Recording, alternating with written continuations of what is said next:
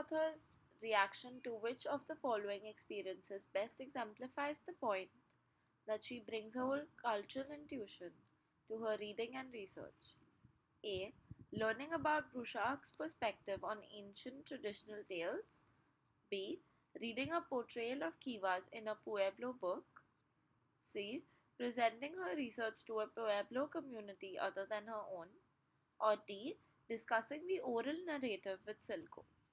Now, as we see in the second last paragraph, I draw upon both my cultural intuition and knowledge when reading a book about Pueblo Indians.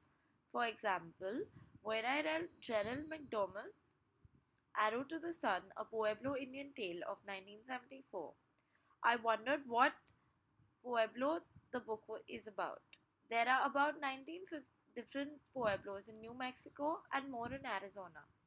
In which Pueblo did the story originate? That information is not included anywhere in the book. And there are other problems as well. In the climax of the story, the boy must prove himself by passing through the Kiva of lions, the Kiva of serpents, the Kiva of bees, and the Kiva of lightning, where he fights those elements. McDermott's Kivas are frightening places of trial and battle, but I know Kivas are safe places of worship and instruction.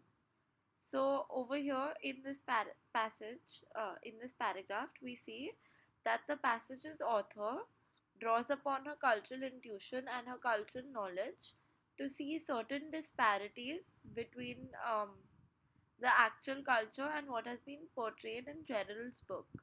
So basically, they haven't mentioned which pueblo it's about, even though there are so many pueblos, and he has portrayed Kivas as a frightening place of trial and battle, whereas they are safe places of worship and instruction.